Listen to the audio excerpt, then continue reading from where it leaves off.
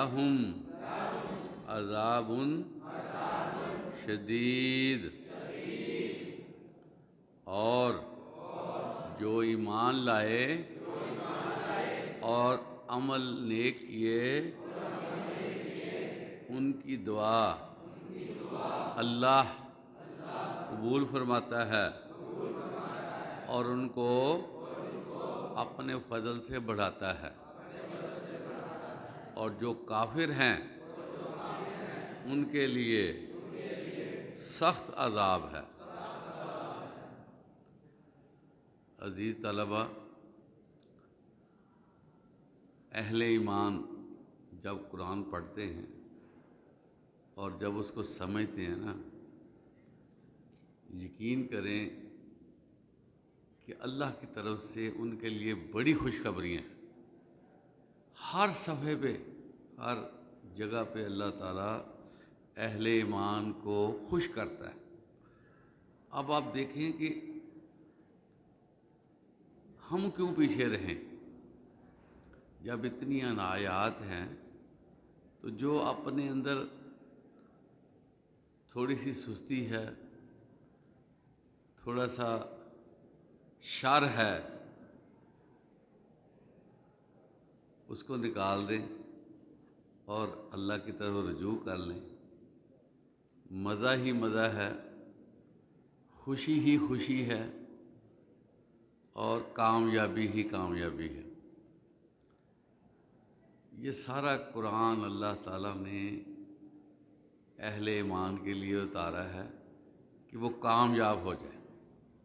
اس آیت میں یہ فرمایا جا رہا ہے کہ جو لوگ ایمان لے آتے ہیں وہ کنیکٹڈ ٹو اللہ ہو جاتے ہیں، اور یہ کتنی بڑی سعادت ہے، خوش قسمتی ہے۔ وہ اللہ جو کائنات کا خالق و مالک ہے، ہر چیز اس کے ہاتھ میں ہے، ہمارے ایمان لانے اور نیک عمل کرنے کے ساتھ ہی وہ ہمارے ساتھ کنیکٹ ہو جاتا ہے۔ اور اللہ فرماتے ہیں کہ جو وہ عمل کرتے ہیں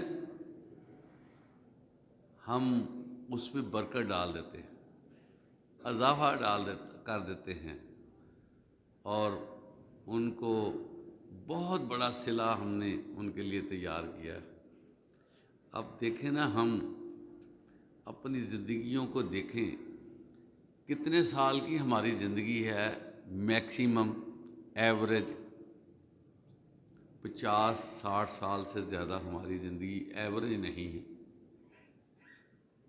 تو پھر اس میں ہماری ابتدائی زندگی نکال لیں، ہمارا راتوں کو سونا نکال لیں، دوسری ضروریات کو پورا کرنا نکال لیں، تو اگر ہم اللہ کے لیے دیکھیں کہ ہم نے کتنا ٹائم نکالا ہے تو کتنا نکل آئے گا؟ تھوڑا سا ٹائم بنتا ہے پوری زندگی میں، اور اس تھوڑے سے ٹائم کے عوض جنت جیسی بہاریں ہمیں میسر آ جائیں تو ہمیں کیا چاہیے؟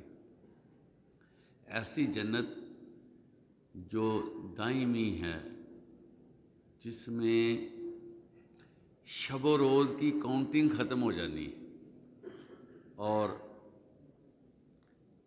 عمر جو ہے وہ رک جانی ہے۔ یہاں پر تو ہے نا چھوٹے سے بڑا پھر آگے، وہاں پر جو ایوریج عمر اللہ تعالیٰ نے ایک بندے کے لیے رکھی نا، وہ 33 سال ہے۔ ہمیشہ بندہ 33 سال کا جوان رہے گا، میچور بھی اور جوان بھی، اور جو 33 سال ہے اس کے ختم ہی نہیں ہونے، اور اس کو کسی قسم کی پریشانی بھی نہیں۔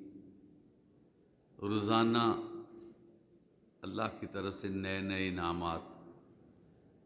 حدیث میں آتا ہے کہ آپ علیہ الصلوۃ والسلام نے فرمایا کہ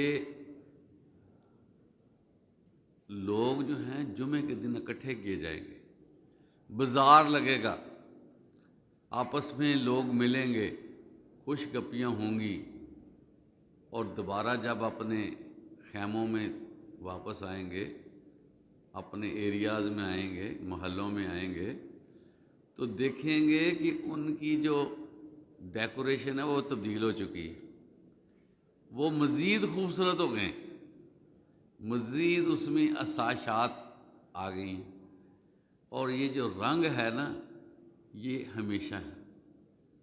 پھر جنت کے حوالے سے ایک بڑی اہم بات کہ جنتی بندہ جو ہے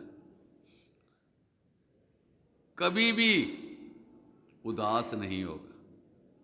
اچھا، یہاں پر کسی بندے کو جنت بنا کے دے دینا آپ، وہ کچھ دیر کے بعد ہی اداس ہو جائے گا، خواہ وہ جنت میں ہی رہ رہا ہے، اس کو کسی قسم کی کسی چیز کی کمی نہیں ہے، وہ اداس ضرور ہو جائے گا۔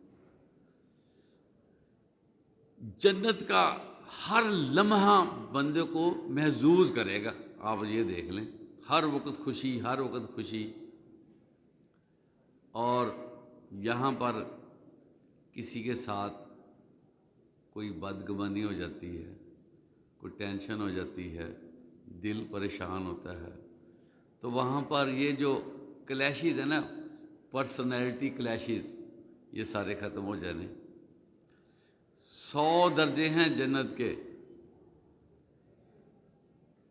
جس بندے کو 100واں درجہ ملا ہوگا، یعنی کہ آخری درجہ بھی جو ملا ہوگا نا، وہاں پر بھی وہ بہت خوش ہوگا، اور اس کو محسوس نہیں ہوگا کہ مجھے آخری درجے پہ رکھا گیا۔ یہ اندازہ کریں اس بندے کا جس کو آخری درجہ ملنا ہے، اور جس کو جنت الفردوس ملنی ہے، اس کے کیا کہنے۔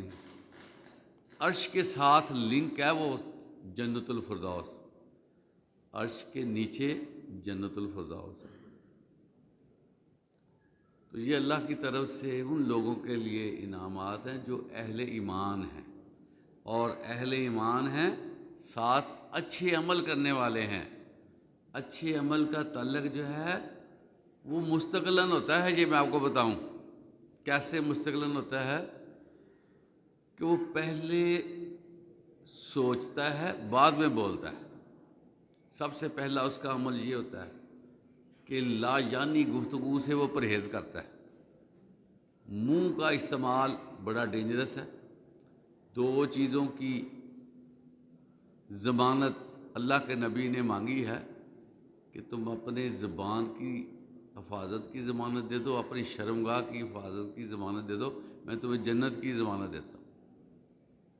تو یہ حالانکہ یہ ابھی عمل نہیں ہے، صرف اپنے آپ کو کنٹرول کرنا ہی جو ہے نا نیک عمل میں شامل ہو جاتا ہے۔ اور اسی طرح ہر پہلو سے یہ سوچنا کہ کہاں میرا رب خوش ہوتا ہے اور کہاں ناراض ہوتا ہے، یہ عمل صالح۔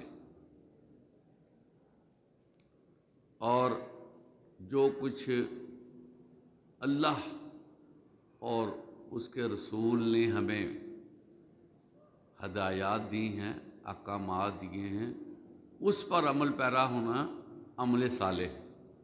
یہ جو نا سٹیمپ ہے عمل صالح کی، کہ وہ عمل جو ہم کرتے ہیں وہ اکارڈنگ ٹو قرآن و سنہ ہونا چاہیے۔ اگر اس میں ترمیم اور اضافہ ہے تو یہ اللہ کو قبول نہیں ہے۔ اور اللہ فرماتے ہیں میں اپنے فضل سے اس میں اضافہ کرتا رہتا ہوں۔ اور پھر اللہ فرماتے ہیں کافروں کے لیے شدید عذاب ہے۔ اب دیکھیں نا، عذاب کا ہونا ہی بڑا، لفظ عذاب جو ہے وہی بڑی تکلیف رکھتا ہے اپنے اندر، عذاب کا لفظ، اس کے بعد اس میں شدت دے دی گئی ہے کہ شدید عذاب۔ تو یہ کافروں کے لیے اللہ نے عذاب رکھا۔ اب آپ کو میں نے پہلے بھی بتایا تھا کہ بندے کی زندگی تھوڑی ہے، لیکن اتنا عذاب کیوں ہے؟ وہ اس لیے اتنا عذاب رکھا گیا ہے کہ اللہ کی طرف سے کلیئر کٹ میسیجز موجود ہیں۔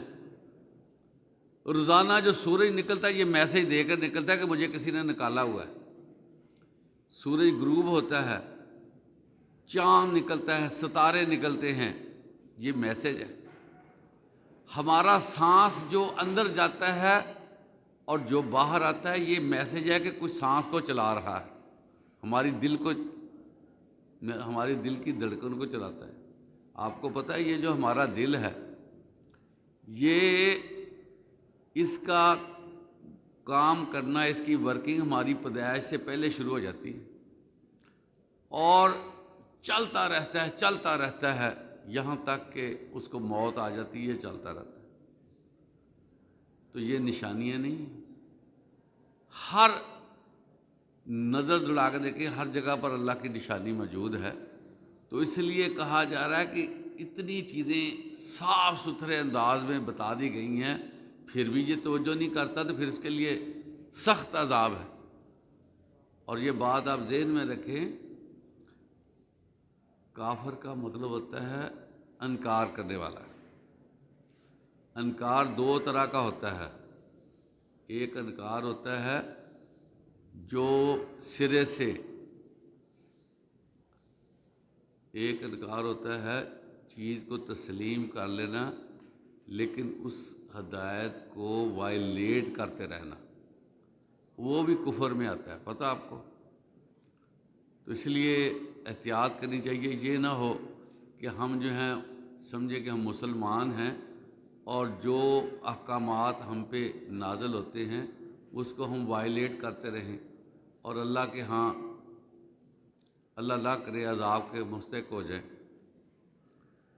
وَلَوْ بَسَطَ اللَّهُ الرِّزْقَ لِعِبَادِهِ لَبَغَوْا فِي الْأَرْضِ وَلَكِن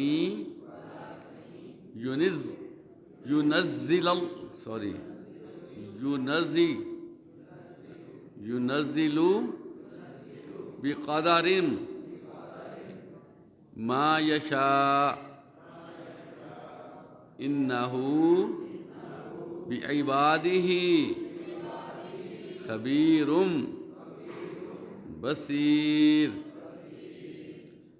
اور اللہ اپنے بندوں کے لیے رزق میں فراخی کر دیتا تو زمین میں فساد کرتے، لیکن وہ جس قدر چاہتا ہے اندازے کے ساتھ نازل کرتا ہے۔ بے شک وہ اپنے بندوں کو جانتا ہے اور دیکھتا ہے۔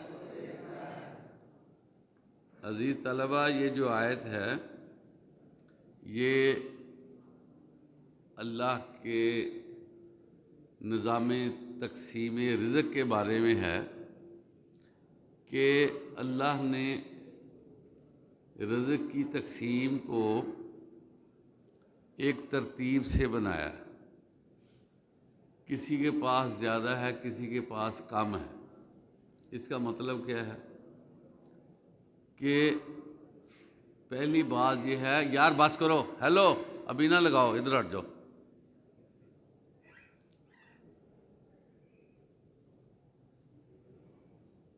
پہلی بات یہ ہے کہ جو رزق ہے نا، رزق یہ واضح ہو رہا ہے کہ اللہ کے ہاتھ میں۔ اس لیے جب بھی مانگے اللہ سے مانگیں، پہلی تو بات یہ ہے۔ دوسرا یہ ہے کہ جتنا بھی رزق اللہ تعالیٰ نے دیا ہے اس کو اپنی قسمت تقدیر سمجھتے ہوئے قبول کرنا چاہیے، گلے شکوے نہیں کرنے چاہیے بلکہ مزید مانگتے رہنا چاہیے۔ رزق مانگنے سے ملتا ہے، لیکن یہ ہے کہ اللہ تعالیٰ نے بہانے بنائے ہیں رزق دینے کے۔ اس میں اہم چیز بندے کی کاوش بھی ہے، بندے کا غور و خوض بھی ہے، بندے کی ایمانداری بھی ہے اور بندے کا اسٹیٹ چلنا بھی ہے۔ کئی لوگ رزق حاصل کرنے کے لیے شارٹ کٹس لیتے ہیں، دو نمبر چیز کا بیچنا، جھوٹ بول کر بیچنا، دھوکہ دہی کرنا، بظاہر تو وہ کماتے ہیں لیکن ان کا رزق لمیٹڈ ہوتا ہے، برکت نہیں ہوتی۔ اور جو لوگ استادی کرتے ہوئے فائدہ اٹھا بھی لیتے ہیں لیکن وہ اپنے پیٹوں میں آگ بھرتے ہیں۔ اور یہ جو ہے نا پیسہ، اس کو اللہ تعالیٰ جو ہے یہ سانپوں کی شکل میں، بچھوؤں کی شکل میں اس کو بنا دے گا، اور اس سے جو ہے نا وہ اس کو کاٹیں گے اور کہے گا یہ میں تمہارا پیسے مجھ سے محبت کرتے تھے، لیکن وہ دور بھاگے گا۔ تو یہ پیسہ جو ہے یہ وبال بھی ہے۔ جو بندے قناعت کرتے ہیں نا ان کو یہ بھی فائدہ ہے کہ تھوڑا پیسہ اگر ہوگا نا تو اس کا حساب جلدی ہو جائے گا۔ اب آپ دیکھیں نا، یہاں پر ایک لائن لگ جائے، لائن کافی لمبی ہو، جو پیچھے کھڑا بندہ ہوگا نا وہ پریشان ہوگا کہ کب لائن ختم ہوگی، میری باری آئے گی۔ تو اسی طرح قیامت کے دن بھی جو حشر ہے نا اس میں حساب کتاب کا عمل بڑا لمبا چوڑا ہے، 50,000 سال۔ تو اس میں جو بندہ جلدی حساب کتاب ختم کروا لے گا اور جلدی جلدی جنت میں چلے جائے گا، وہ بڑا خوش ہوگا کہ میری جلدی باری آ گئی، میں جلدی کامیاب ہو۔ جنت میں جلدی جانا بہت بڑی کامیابی ہے۔ اور جو بندے حکمران رہے ہوں گے، جو بندے امیر کبیر ہوں گے، ان کا حساب اسی طرح ہوگا ڈیٹیل سے، تو ان کو حساب دیتے دیتے ہی بڑا ٹائم لگ جائے گا۔ حتیٰ کہ ایک واقعہ آتا ہے کہ صحابی جنت میں اکٹھے ہوں گے اور کہیں گے کہ فلاں ساتھی ہمارا نظر نہیں آ رہا۔ ایک بندہ اس میں سے کہے گا کہ وہ ابھی تک اپنا حساب دے رہے ہیں، امیر ہوگا وہ صحابی، وہ حساب دے رہا ہے۔ تو اس لیے وقتی طور پر یہ محسوس ہوتا ہے کہ ہمارے پاس اگر پیسہ کم ہے تو یہ بڑی عجیب سی بات ہے، لیکن جس بندے کے پاس کم پیسہ ہے اور وہ اللہ کا شکر ادا کرتا ہے، قناعت کر لیتا ہے کہ ٹھیک ہے مجھے جو کچھ مل گیا، جو اللہ نے میرے حصے میں رکھا تھا وہ مجھے دستیاب ہو گیا، تو پھر وہ اس پہ اگر اس کی ڈیتھ بھی ہو جاتی ہے نا تو اس کو وہاں جا کر جلدی ہی جنت مل جائے گی۔ تو اللہ تعالیٰ فرماتے ہیں کہ یہ رزق کا معاملہ جو ہے یہ میرے ہاتھ میں ہے، یہ میں نے نظام چلانے کے لیے اس کو مختلف انداز میں بانٹا ہے تاکہ جو ہے یہ جو عذاب نہ بن جائے، ڈسٹربنس نہ ہو جائے، لوگ ایک دوسرے سے مسائل نہ کریٹ کر لیں، فساد پیدا ہو سکتا ہے، لڑائی جھگڑے ہو سکتے ہیں۔ تو ایک دوسرے کے ساتھ ہم لنک کرتے ہیں اپنے مفادات کے لیے، وہ اگر ہر بندہ اپنے طور پہ ہی سب کچھ ہو جائے گا تو دوسرے کے ساتھ ہمارا ریلیشن شپ بھی ختم ہو جائے گی۔ تو اللہ تعالیٰ ہمیں جو کچھ ہمیں دستیاب ہوا ہے اس پہ شکر کرنے کی توفیق عطا فرمائے۔ وآخر دعوانا الحمدللہ رب العالمین۔